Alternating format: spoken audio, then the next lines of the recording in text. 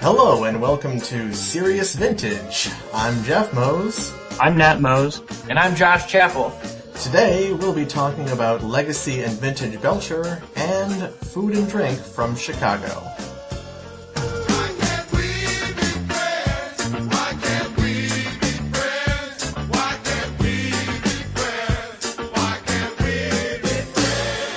So we're starting off with the history of Belcher, so I think Nat's going to talk about that. I don't know if you guys are aware or not, but Nat Moes is kind of like a Belcher savant. He is the grandpappy Belcher, as a matter of fact. Oh man. And Geoff Belcher Moes, savant is a lot to live up to. and Geoff Moes, relation to Nat Moes, casually takes years off playing Magic, picks up a Belcher list, and top 8's a Star City with 15 Island sideboard. What can I say? I have the luck and the skill to make it happen. Yes. And I'm just here because I know both of them. You've played your fair share of Belcher. I have. I feel like I sort of stole Nat and Matt Hazard's fire because they spent a lot of time developing this deck, and then we went to Star City, Columbus, and I'm just like, I'm going to pick up the Belcher list and we'll see what happens. And instead of the two guys who spent all the time on the deck making top 8, I happened to luck sack into it and got my 15 minutes of fame for playing 15 islands in the sideboard. I mean, you only get so lucky, right? Like, you have to know what the cards do for a little bit of it. You need to count to 4, and then you need to be able to count to 3. So 7 total. Yes. But anyway, there's a lot of do history that on behind time. this, so Nat, you can tell us a little bit about how this came to be. Well, the Belcher has actually been around for a long time. It was developed shortly after the release of Mirrodin, when Goblin Charbelcher the card was released. Michael Sinister, who actually lived in Cincinnati for a long time and used to game in Columbus, developed the deck with some of his friends and played it in Columbus before taking it to the 2004 Vintage World Championships, where he made third place with it. The deck has changed a lot since then, and there's been several different versions that have all sort of developed concurrently. The big noticeable characteristic about it is that it plays very few lands. I think even in the original rulebook for Magic, they sort of give you the guideline that a third of your deck should be lands. When Sinister built his list, he had 2 lands.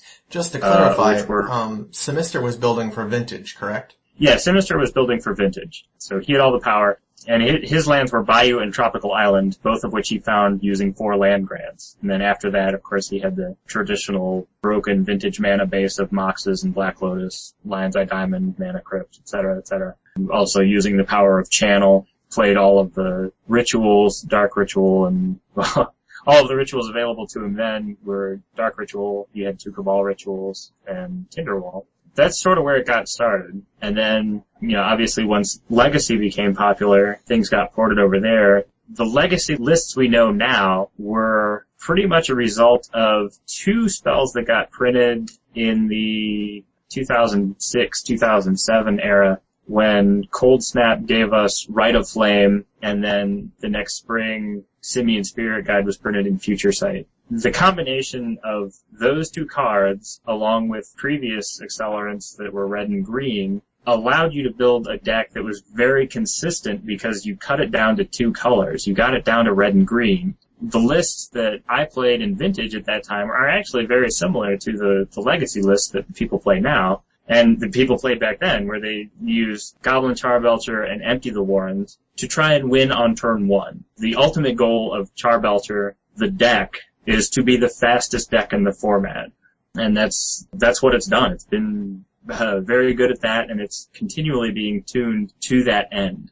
If you play against a Belcher player, you know that you don't have a lot of time to set up. So Simian Spirit Guide is from Planar Chaos, but I'm not sure that really matters. Oh, yeah, you're right. It does. Yeah, because it's the plane shifted, or whatever they Plane called shifted it. Elder Spirit. Yeah. Right.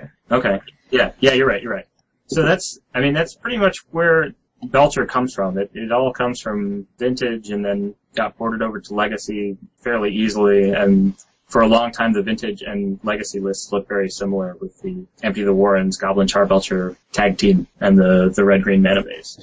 So the article you wrote about Belcher in 2009 from The Drain, Belching like a pro, your rules are awesome. Mulligan like you mean it, take your time to do things right, Have no fear, your opponent doesn't have Force of Will in hand. He isn't running Echoing Truth or Engineer's Explosives. You've never heard of Pithing Needle. Number 4, you will draw mana. Number 5, forget failure. That's actually fairly important, because if you aren't willing to just go for it, you don't get there. You have to realize that you're pretty much committed, and you need to do it. Yeah, that was actually a big problem of mine when I first started playing Belcher, was that I was not aggressive enough. And I would keep hands, like playing the vintage version, I would keep hands without Belcher or empty the Warrens in the opening hand, figuring that I'd be able to hold off my opponent by playing things like Goblin Welder and Pyroblast. And, of course it doesn't work, because you don't really draw cards that well to get to the point where you can actually win after 2 or 3 turns necessarily. You might not see a win condition ever. And that was a big thing. Actually, it was Mark Trogdon who, used to ask me if I had the win in hand, and I would say, no. And he would say, well, you must! And that's actually one of my big things when I play now, is that I have to think, can I win with this hand? Because I must. I have to win with this hand because it's really all I'm gonna get. Rule number 1, mulligan like you mean it. The surest way to win with this deck is to do something on turn 1. If your opening hand doesn't contain Charbelcher, Empty the Warrens, Wheel of Fortune, Memory Jar, Tinker, or Twister, mulligan. You can't count on Street Wraith to find you a win condition, so don't be tempted. Don't stop following this mulligan rule until you hit 4 cards. I think that's still pretty accurate. I mean, I think the deck mulligans really well. I think it's kind of funny because in Legacy you have to know when you have enough cantrips that you feel like you can make it. When you were playing Legacy, like, how many cantrips did you want to sway you to keep in hand that you would otherwise mulligan? So we're going to break the rules a little bit here. In talking to Nat, because the deck is so small, it's only 48 cards in Legacy, you can actually be a little bit more conservative about mulligans, because when you're playing against blue players in Legacy don't win immediately. You have some time to do your thing, and in those sort of fights, it can be important to have a lot of cards rather than the best cards through mulliganing. Because if you have to fight through some counter spells, you have to be prepared to eat some 1-for-1 trades. Also, I mean, when we started talking about this and, Trogdon and Nat were talking about that you have the win in your hand, that was a 52-card deck because Cataxium Probe hadn't been printed yet. So I'm not sure if 4 more cantrips changes that or not. But I don't think that they were playing Manamorphose either. Yeah, we didn't have Manamorphose or Gataxian Probe, and I probably wasn't playing Street Wraith in a lot of those builds. That was Street Wraith as a card that by itself comes and goes. I think the big thing about playing against blue, like Geoff said, is that you want to have more cards in hand so that you have cards that they can counter. Because if you start with a 5-card hand and they counter 2 of them, you're really stuck with nothing. And if you have a 7-card hand and they counter 2 of them, you might still have enough left to be able to put together a win, so especially if they counter something that's not critical. The Winter 2008 list that you post in here has Street Wraith and Manamorphose, but it also has Guttural Response, which kind of takes away from your cantrips, right? It's dead draw almost. Yeah, and that's got Guttural Response and Goblin Welder. That's a pretty defensive list. That made a couple of top 8s, I think, around that time. It did pretty well for me. But like I said, the number of cantrips in the list has varied depending on how things go. I think things like Guttural Response and those types of cards are probably suited for later on when we talk about the difference between Legacy and Vintage Belcher because of the difference of how you have to fight the metagame.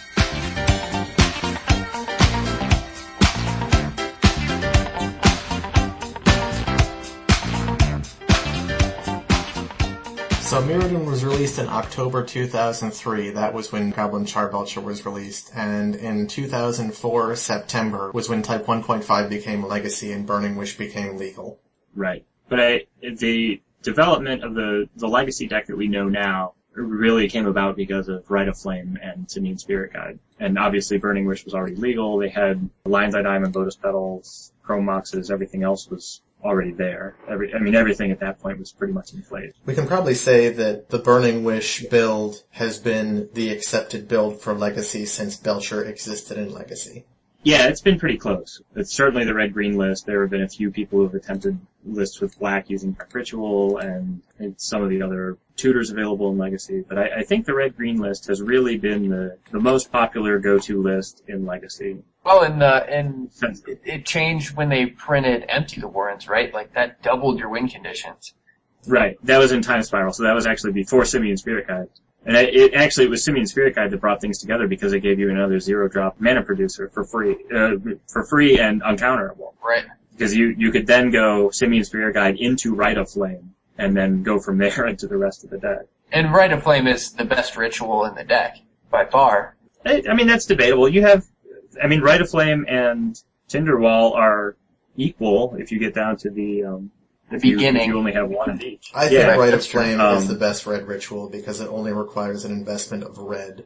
Of 1 mana, right? And when you get to the point where you're casting Rite of Flame for 4 and playing Belcher off 1 card, that's right. Insane. Yeah, if you have 3 Rite of Flames, you have Belcher.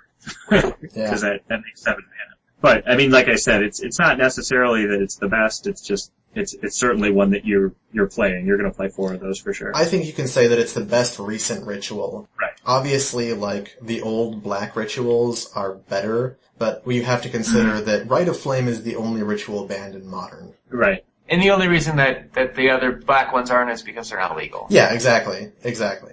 Because they would be banned as well. Oh, sure. Right. What you end up with is the Belcher is a very consistent deck because you can finally cut it down to 2 colors, red and green, and you still have that glass cannon strategy where it's all in and you are pretty fragile. I mean, you can ultimately lose to 1 force of will, but you still have that resilience because you're not banking on being able to make a color for some obscure powerful spell or make multiple colors so that you can play several different spells that are all good. You're really just making the 2 colors, and your only goal is to either empty the Warrens for a significant number of goblins or put Goblin Charbelcher into play. What number of Empty the Warrens are you happy with? I've always been happy with 8. I think Geoff is a little bit higher. Geoff, you had the best experience with Belcher between the two of us at Columbus Star City Open. When was that, in June? Yeah, I think so. I think that more important than the number that you want is the number where you stop.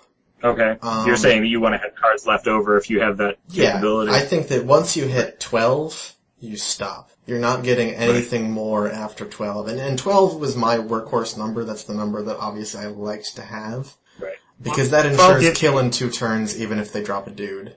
Right. Well, it ensures kill in 2 turns even if they have Lightning Bolt or Swords to Plowshares or something like that. Sure. Or anything that they do that only removes 1 guy at a time is going to get you through. Right. Now, obviously, I think that the big difference between your list and other Legacy lists is you were playing all of the cantrips. You had 4 Gitaxian Probe. Did you have the 4 Street Wraith?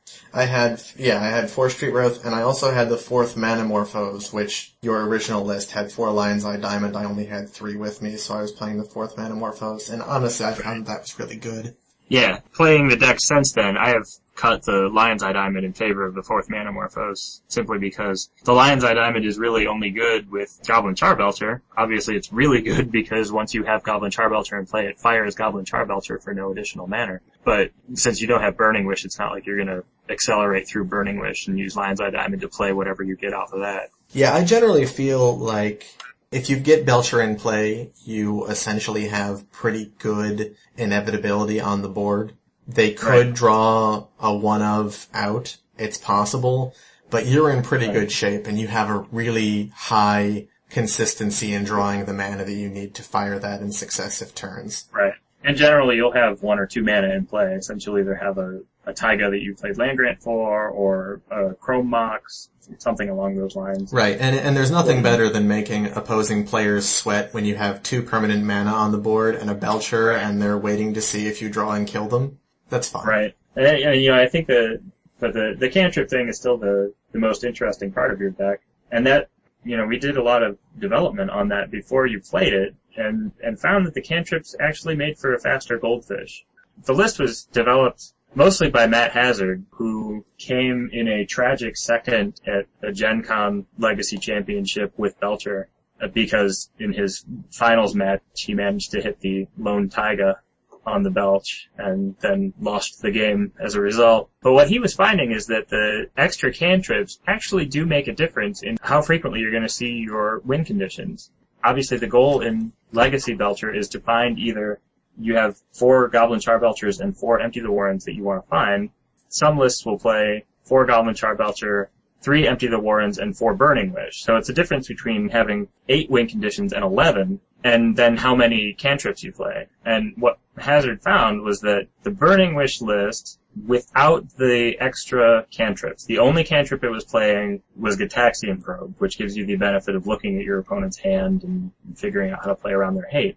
That list, which has the 11 win conditions and 4 Gitaxian Probes, was winning 77% of its goldfishes. So that's obvious discounting all of your opponent's abilities, drawing 7 cards, and seeing how well you could go. And that's strictly turn 1 wins, so he emptied for a significant number of goblins, or had Belcher on the board. Did he have to fire the Belcher for that to be a turn 1 win?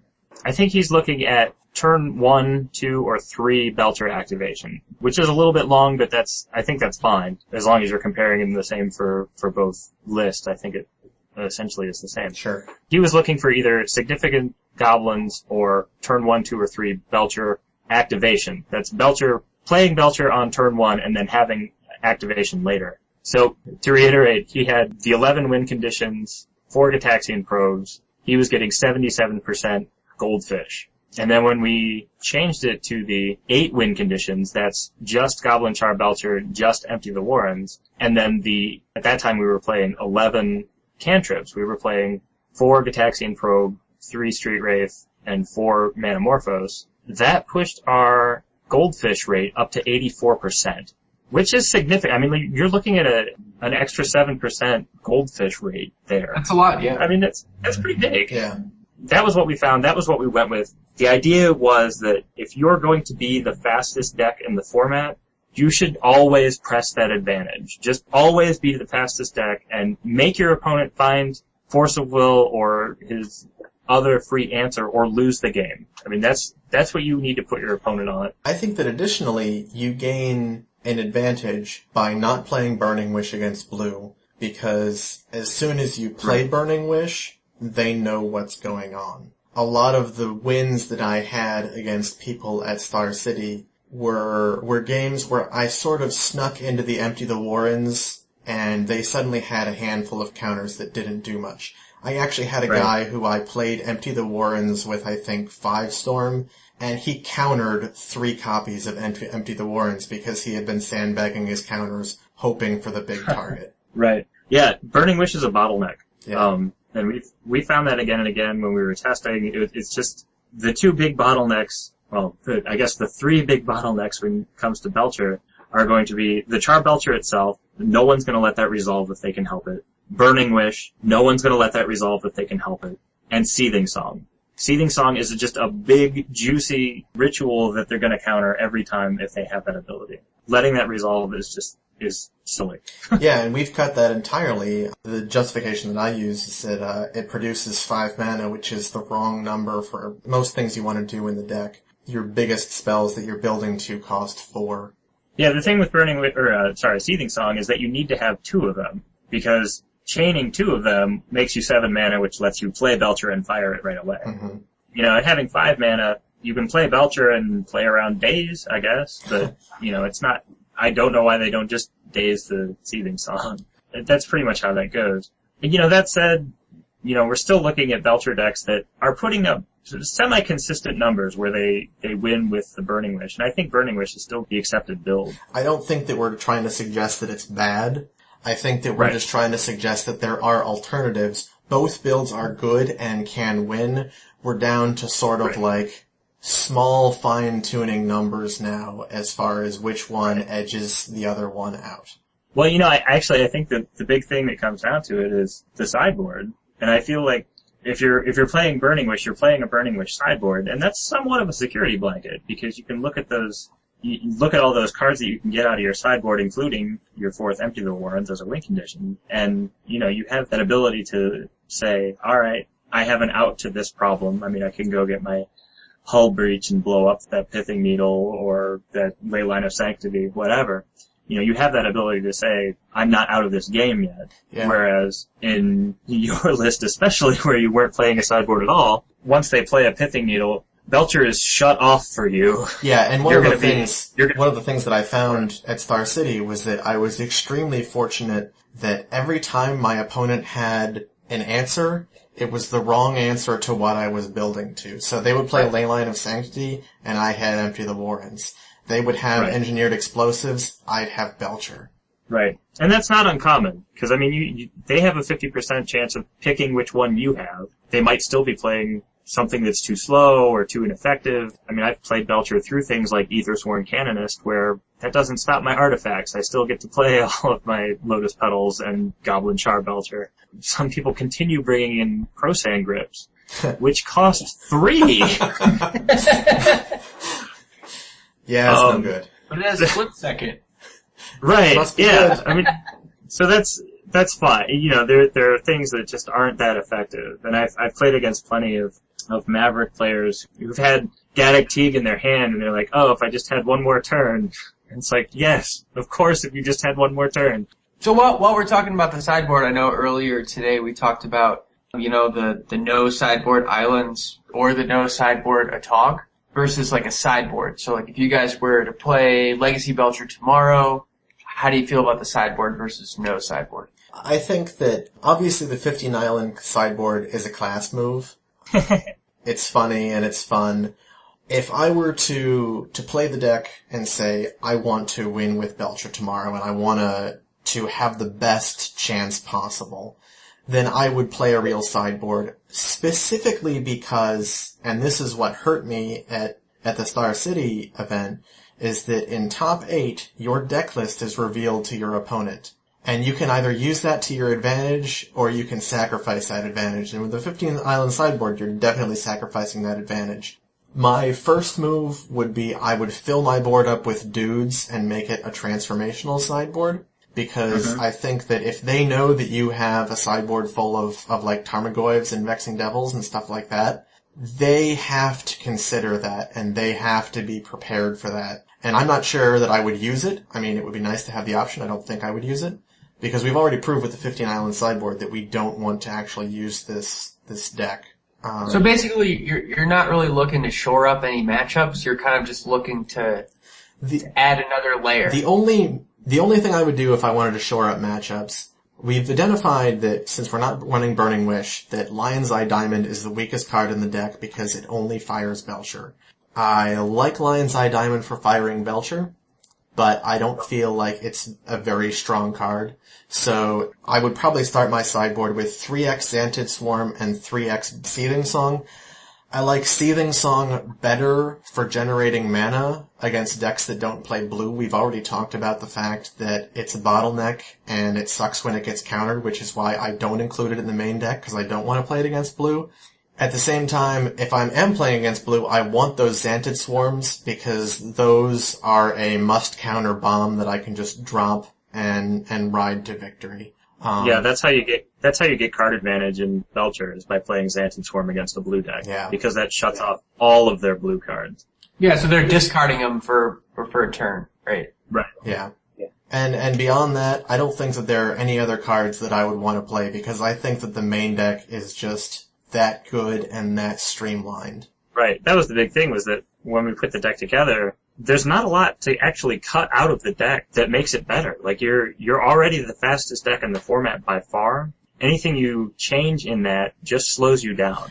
Which is the, the whole 15 island sideboard, right? And I think the 15 island is a lot of like, okay, this is I think the exact 60 that I want. And I don't want to tempt myself thinking I can make it better in games 2 or 3, so I'm going to put basic islands in my sideboard. Yeah, exactly. Right. And I was specifically, and this is important, sideboarding badly. So I was picking cards out of my sideboard and putting them into my deck because I want my opponent to think that I'm bringing in cards against me.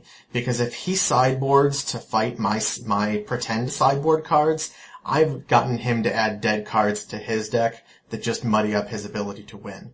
Yeah, that's my favorite part about that whole sideboard plan. Yeah, that's a lot of fun. You can pretty much do whatever you want, and all you have to do is watch your opponent and look at them and look at different cards, pull them out in different numbers, put them on the table in front of you, pick them up and put them back. I mean, you have so many options, and it's just all of your stress is gone, and you can just watch them wonder what's going on. And I think that, there's a lot of pressure to put in cards to shore up the blue matchup. I feel okay bringing in Xantid Swarm for Lion's Eye Diamond, because I don't feel that Lion's Eye Diamond is very strong. I'm not worried about losing that card. If you're taking out other good cards for things like Pyroblasts and stuff like that, that's a card that it's meant to stop a blue counterspell, but if you can just draw out that counterspell, like if I take out Desperate Ritual and put in 4 Pyroblast, the Desperate Ritual serves the same purpose if I can just make my opponent counter it. So if I can figure out how to draw his counters properly, I'm achieving the same function that Pyroblast would have. Yeah, and actually the only matchup that you really need to shore up is the blue matchup. Oh, totally. Everything else, it's just like, I'm either going to kill him or my deck's going to screw me and I'm going to lose. Right. Yeah, everything else you either beat or they play Leyline of Sanctity and you have Belcher in hand. I mean, that's pretty much how it goes. Mm-hmm. Well, I guess they could have Engineered Explosives and you have Empty the Warrants. But, that's what it takes, is that they have to have the right hate for your threat. And they have to have it immediately, and they have to have enough mana to play it. There were a lot of Maverick players who were like, you killed me. I had turn 2 Thalia, and it's like, I had turn 1, you're dead. Yeah. And I think this is a good transition, because in Legacy, there's only a certain portion of the metagame that's blue. But when we move over and start talking about Vintage... Well, wait, because I'd still like to give credit. Okay. Actually, part of this discussion came because Brian Guest got 5th place at a Star City Games Legacy Open, the one in New Orleans, I guess a week ago, playing Burning Wish Belcher. And, he had the typical Burning Wish build. Everything seems to go, or it seems to have gone well for him. He had the win, and I just always like to recognize Belcher players when they get the win. I think it's impressive to build a deck and fight through hate that, you really don't have all that many ways to fight through it, despite having Burning Wish and having the ability to go get some answers. I don't actually think Burning Wish allows you all that much room to play around there. But he did well, so props to you, Brian Guess. And the commentators love it, right? They're tired of watching the grindy matches all day long, so right. You do it for the commentators. Yeah, Belcher's exciting. It really is. There's lots of stuff that goes on in a Belcher matchup, win or lose. Like, it's over in a flash.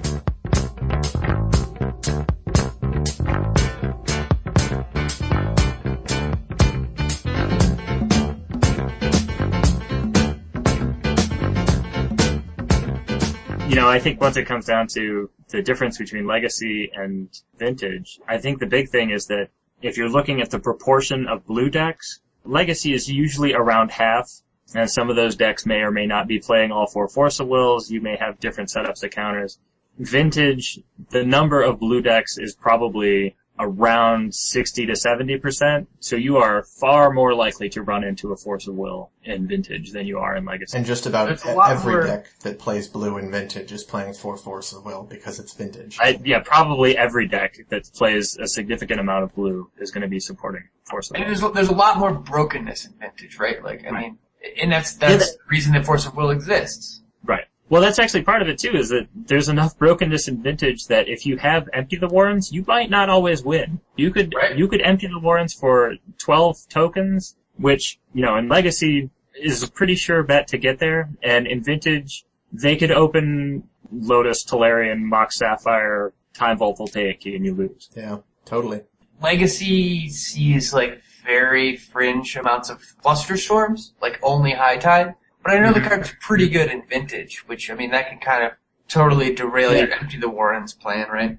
Yeah, and the other thing is that Mental Misstep is legal in Vintage and not in Legacy. I tested some Belcher when Mental Misstep was legal in Legacy, and it wasn't going to go anywhere. It was nearly impossible to get out of turn 1 against any deck playing.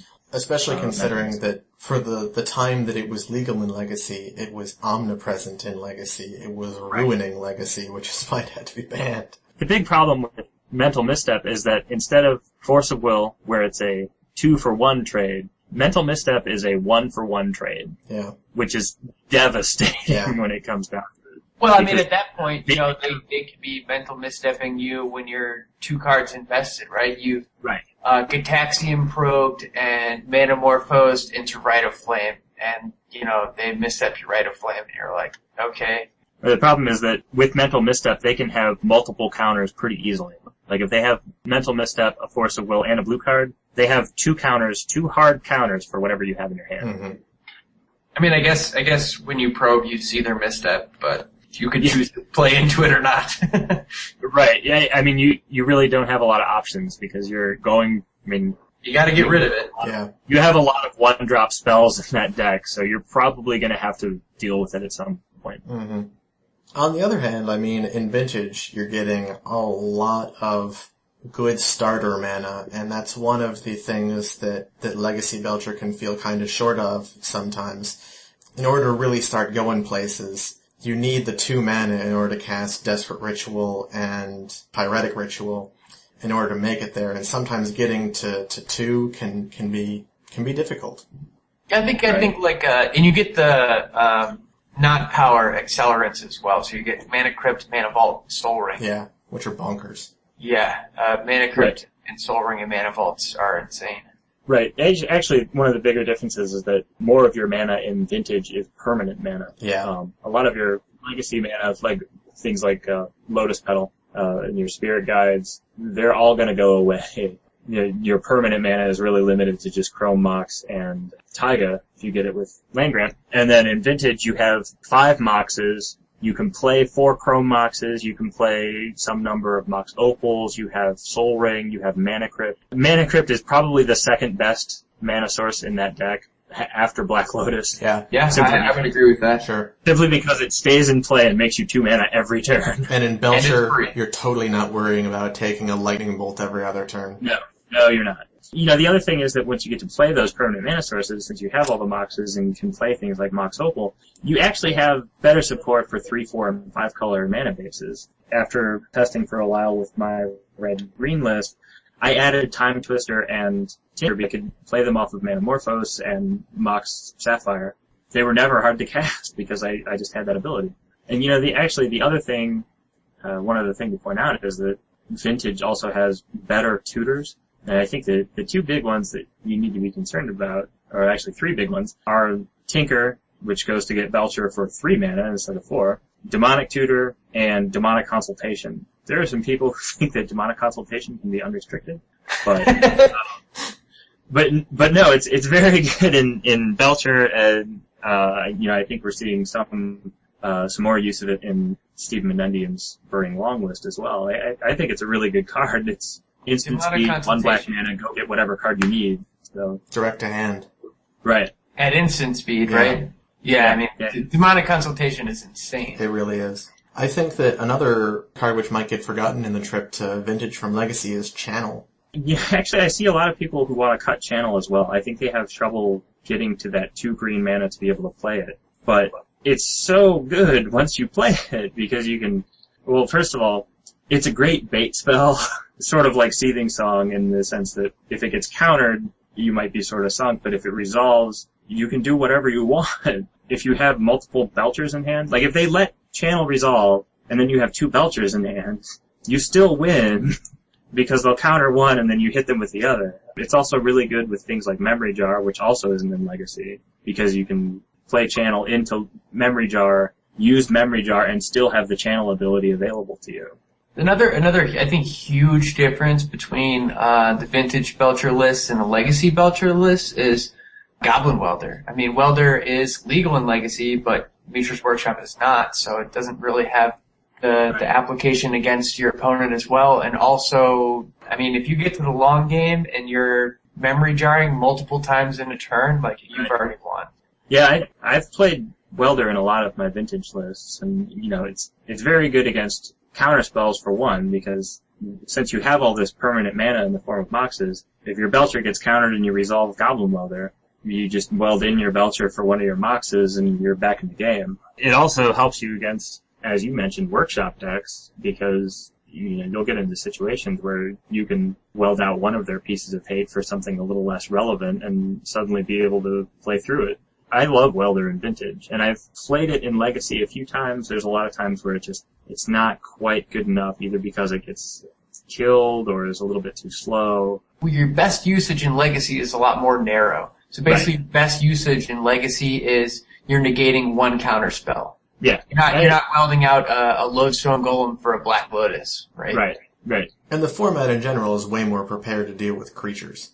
Yeah, I think that when I've played Welder in Legacy, it's for the most part been a sideboard card. Although I have caught some people off guard with it main deck before. The reason we bring this up, the Vintage Belcher list, is because one of our friends and Team Serious teammates, Randall Witherell, played Belcher at the recent Team Serious Open, which was 2 weeks ago on October 22nd. I think his list is good, and I think he has some interesting choices.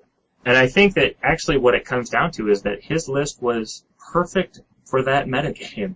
One thing that I'm often guilty of is that I forget that the Columbus metagame is really just a slightly tweaked version of the Cleveland metagame, which means that the big decks that show up are going to be workshop decks, and Randall's Belcher deck destroys workshop decks because it will win on the play. That was the big key. It was a great metagame choice, even if the deck itself wasn't perfect. So, I mean, what do you think are the big things that you would have necessarily played? Because, I mean, if you're listening to this, you can look at the list that's attached to the article. Right. I think always my first question is whether you need the lands in Vintage. So by lands, you mean, so specifically, the Bayou is the elephant in the room, right? Like, the Taiga still has some uses, it's okay. I mean, frankly, I don't know that you need any lands in Vintage. My first thought would be, can I cut the 4 land grants, the Taiga, and the Bayou? What do I do with those 6 slots? Can I make the deck better? My first thought would be to put in 2 Chrome Mox and 4 Mox Opals, and, see where that gets me. Yeah, I'm really surprised that he's not playing any Mox Opal. I just realized that. Yeah, he doesn't have any Mox Opals. He's also not playing the Demonic Consultation, which is definitely a card that I would play in Vintage Belcher. Yeah, I agree. And do you think 3 Goblin Welders is enough? You don't want to put out them? I think that's fine. And I think the other bomb spells that he's playing are all good. He's got Wheel, he's got Bargain, Necro, Jar. All of those are great. I know in the list that I've played, I also haven't had Empty the Warren's main deck. The interesting thing to know, I didn't realize this until this afternoon actually, was that he has Burning Wish main deck. I guess he's making full use of the unrestricted Burning Wish. Do you think that you can, because I know he plays Dark Rituals, so do you think you can consistently hit the black mana to cast your rituals without the land grant for the Bayou? Well, that would be part of the question. That's why I would try and put in the Mox Opals, because I think the Mox Opals would be supported in that list pretty well. Like, once you get to the Moxes, especially alongside 4 Chrome Mox, and he also has 4 Manamorphose, 4 Street Wraith, and 4 Gitaxian Probes to help dig into some of these. I think you can get black without too much trouble. And the Manamorphose helps to pick up any color you need, because all you need is a red or a green to get in there. Right. This is actually pretty similar to a list that I have played before, except that it has the lands and the Burning Wishes in it. So I really don't have a problem with any of the way the mana base itself is constructed, other than, whether you want the danger of having lands left in the deck when you fire Charbelcher. I think I asked him if he missed during the tournament, and he did not whiff once. Yeah. I've explained before, the chances of missing are fairly slim with only 1 land in the deck. So assuming that you're going to land grant or naturally draw one of your lands, the back of the envelope math on this is that once you get past your first opening hand, you have around 50 cards left in your deck. And with a Taiga, the Taiga can't be in the top 10 of those. So anywhere in the bottom 4 out of 5 cards in your deck, it's fine. Like, you have 80% chance of winning. And with Bayou, one of those left in the deck, it can't be anywhere in the top 20, which leaves 2/3 of your deck left. So it's 60% chance. And that's about what it is. And yet, it's incredible how you can predict when you're going to hit the land, because it's going to happen when it's most relevant. So for Hazard, it happened in the finals of the Legacy Championship. In this past Legacy Championship, I was in Game 3 against Maverick, which should be an auto win. and it had been a hard fight in game 3 because I didn't have a very good hand, but I finally got the Belcher down and I was firing it. I was gonna die next turn, and I'm picking up my deck to start revealing, and I'm like, this is when it happens. And the 6th card was Taiga, and I lost. Yeah, I mean, it does happen, and it's always crushing when it does, because it's just like, oh. It's one of those things that you accept, though. It's sort of like demonic consultation for a restricted card. You play that card because it is so good at what it does, and you accept the fact that you're playing with fire and sometimes it's going to blow up. Right. Yeah, I mean, it's fine playing against Tuan, right? Because he's already flipped Blightsteel Colossus to Dark Confidant, so you still win with 12 damage, right? Right. So true. Like I said, the big thing with Randall's list is that it was a great metagame choice. And part of that was because he knew he was going to be playing against a lot of workshop decks and probably some aggro decks that were not playing blue. I'd like to just hit this a little bit because we talked about this briefly beforehand, but I think there's a general perception out there that combo decks are bad against shops, so I'd like you just to talk a little bit about why Belcher does do well against shops. Belcher is a great deck against shops because shops don't play counterspells. So anytime you're on the play against a shop deck, you have free reign to do whatever you can do. And a lot of times that's resolving Charbelcher. You might put 12 or 14 goblins into play, and it's great because they don't move fast enough to be able to react to that.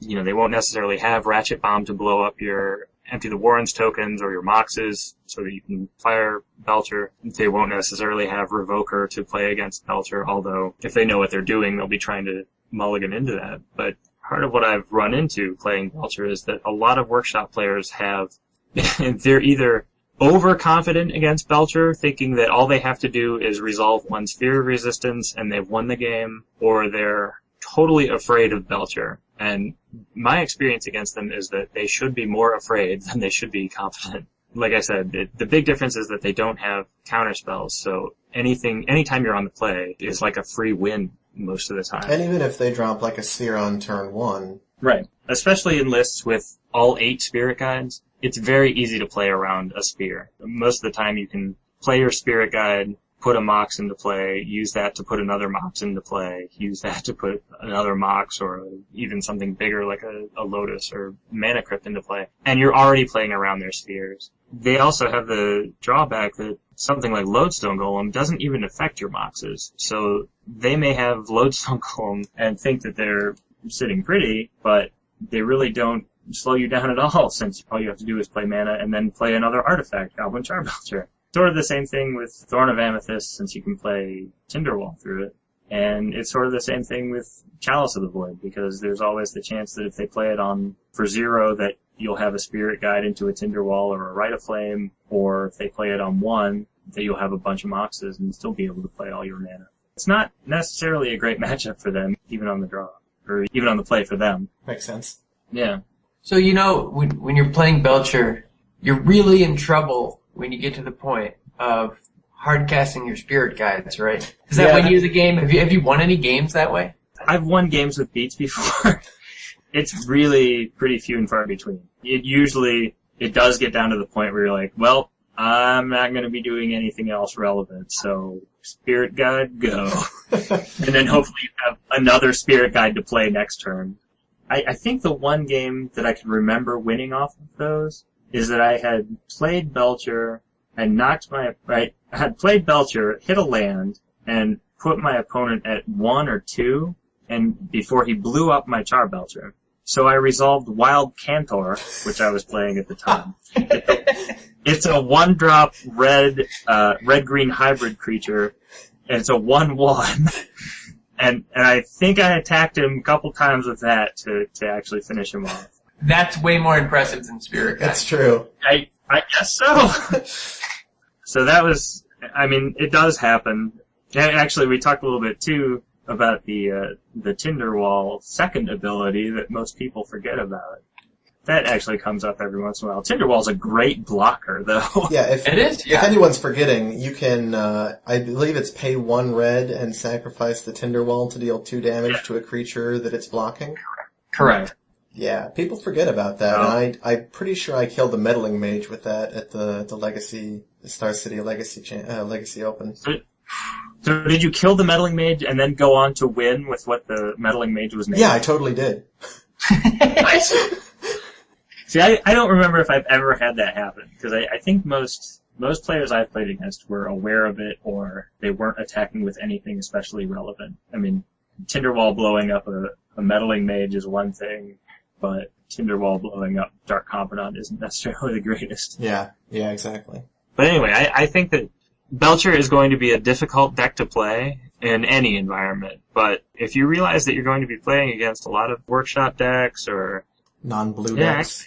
Yeah, actually, with Randall's playing main deck Goblin Welders. Goblin Welder's pretty good against a blue deck in Vintage. A lot of the decks tend to play fewer overall counters because a lot of them only have Force of Will and maybe one or two Fluster Storms, one or two Mental Missteps. They don't necessarily play 4 of multiple counters. Mm-hmm. So Belcher is similar to Burning Long in the sense that it will just try and drop really big threatening cards every turn, and if it sneaks one through, you're probably dead. Yeah.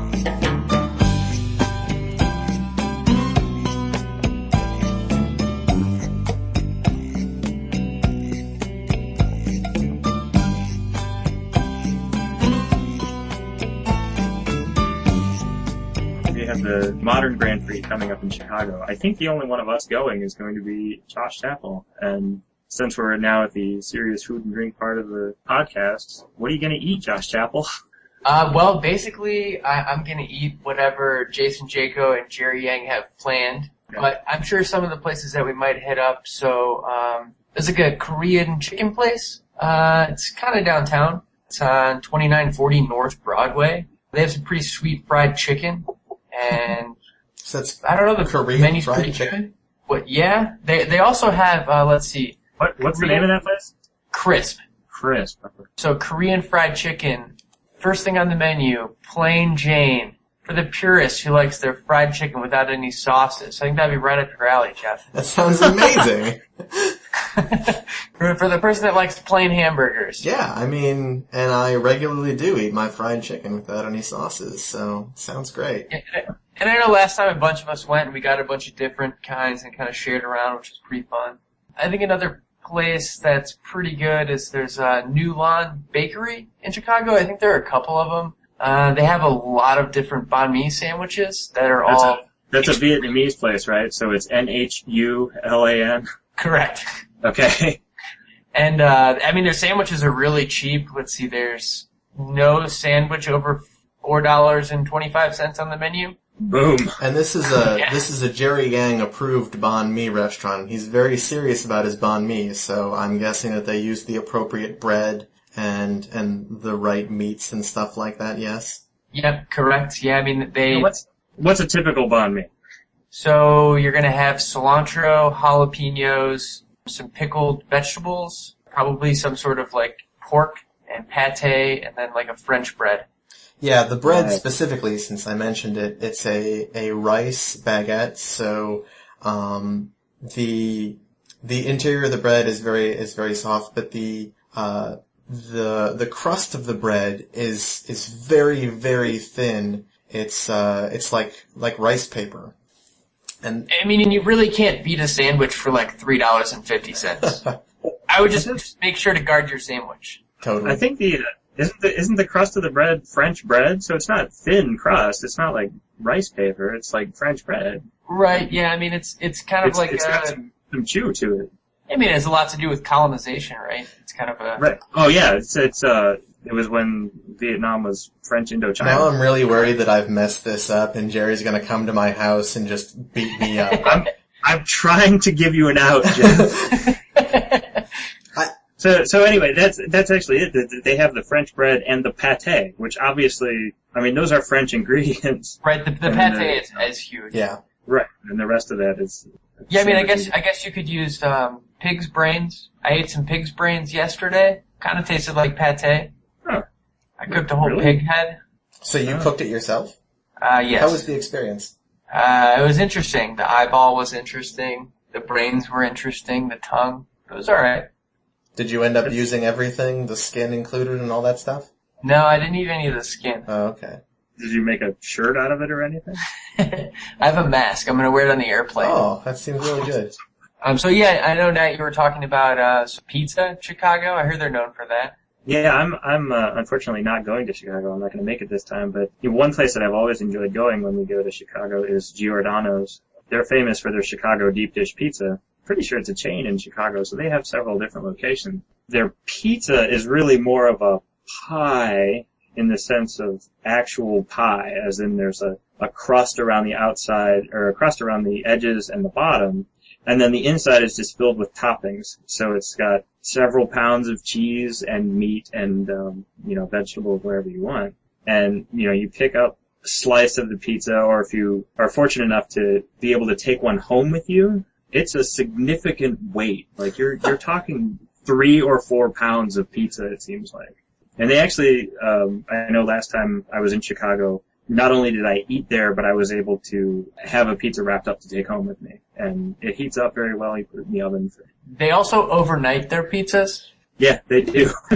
They will ship you a pizza, and they're all fantastic. I don't know. We have a whole big thread about where to eat in Chicago because, just as serious as we are about playing Magic, we're probably maybe a little bit more serious about eating and drinking, right? We're infinitely more serious about eating and Yeah, I would agree. That about wraps it up for this time. I'm Geoff Moes. I'm Nat Moes. And I'm Josh Chapple. And I hope you'll join us next time for more serious vintage. Take a little trip